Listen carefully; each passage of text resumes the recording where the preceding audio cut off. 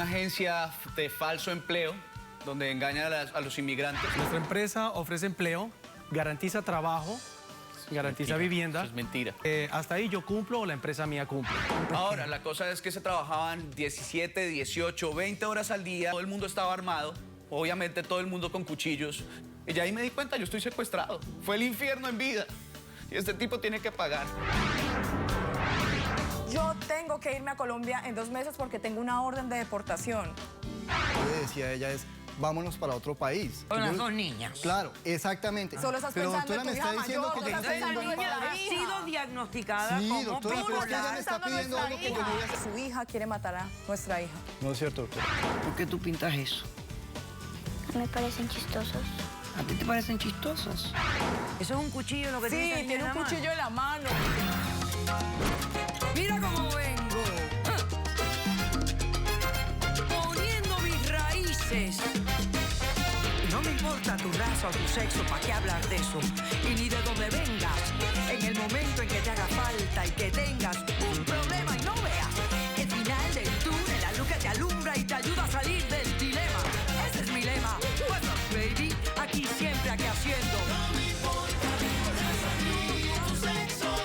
Si tú estás triste y acongojado, en derechito a caso cerrado. Ay. En caso cerrado, problema arreglado. He dicho. El Papa Francisco dijo: la trata de personas es una vil actividad, una vergüenza para nuestras sociedades que se dicen civilizadas. Un cordial saludo y bienvenidos a Caso Cerrado. Sí lo es algo horrible, pasa muy a menudo y las investigaciones son muy complicadas. Vamos a ver cómo se relaciona el primer caso a este tema. Señor director, que pasen los litigantes. Yo solo estaba buscando un cambio en mi vida y terminé perdido en el mar sin saber qué día era, qué hora o en qué país estaba. Es que en nuestros países no nos enseñan a trabajar. Y aquí hay que cerrar los ojos y partirse el lomo. Buenas tardes. Buenas tardes. Camilo, tú eres el demandante de este caso. Dime quién es Juan, por qué lo demandas y qué pides para resolver esta situación.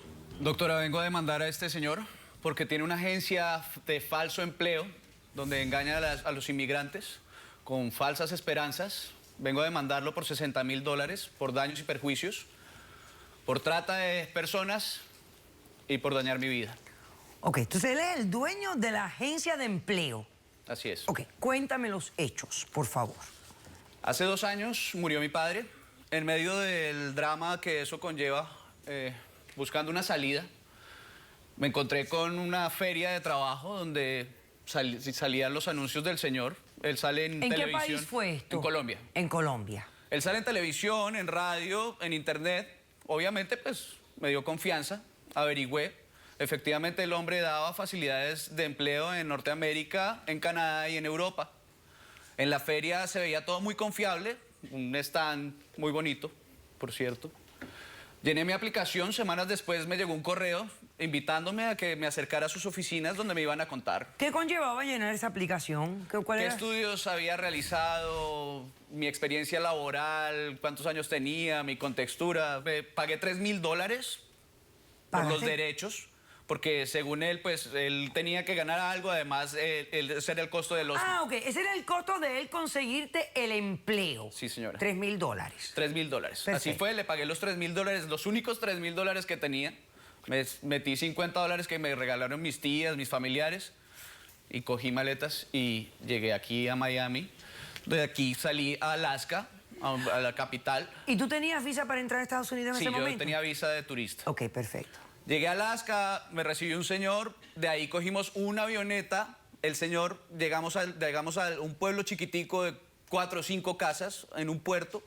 El tipo me dijo que necesitaba mi pasaporte para terminar de llenar los informes y todas las cosas que tocaba llenar para la visa de trabajo.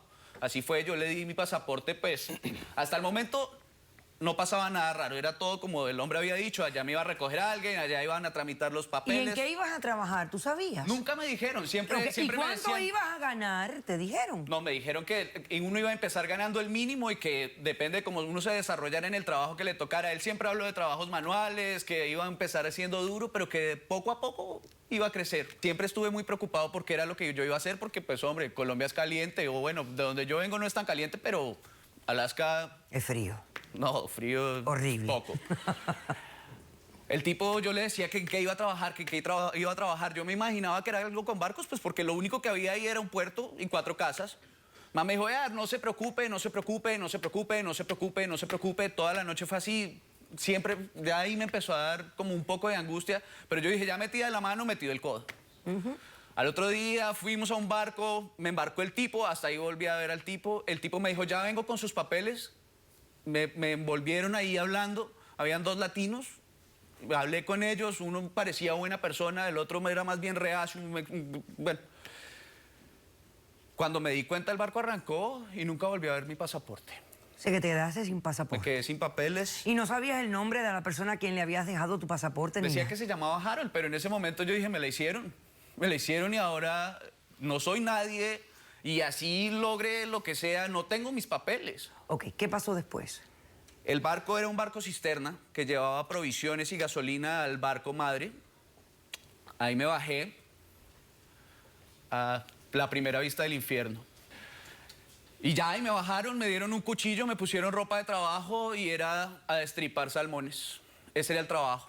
Ok, estaba en un pesquero. Ahora, la cosa es que se trabajaban 17, 18, 20 horas al día, dormías 2 horas y otra vez te parabas. Así pasó. Siempre el tipo me dijo que a la semana me iban a dar mi primer pago. Pasaron 4 semanas y nunca vi ningún pago. Vi 2 cafés calientes y el resto eran avenas frías. El infierno, doctora. Fue el infierno en vida. Y este tipo tiene que pagar. No solo por mí, sino por la otra gente que se quedó allá. Gente que sufrió... Bueno, cuando- pero cuéntame qué más pasó. Doctora, nos pusimos, destripamos pescados, el ambiente era pesado, todo el mundo estaba armado.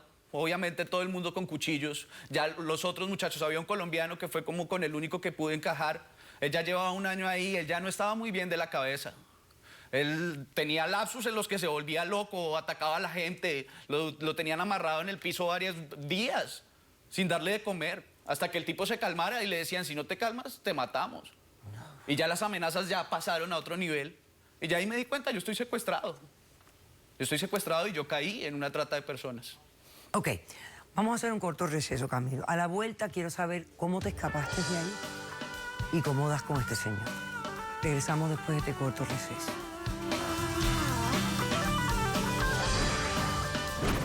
Me puse como meta que yo iba a hacer pagar a este tipo. Es una persona peligrosa y ¿Pero te ha amenazado? sí, claro, cogiéndome por aquí, poniéndome contra una pared y con un cuchillo en mano. Caso cerrado. Si tú estás triste y acongojado, ven derechito a caso cerrado. Ay. En caso cerrado, problema arreglado. He dicho.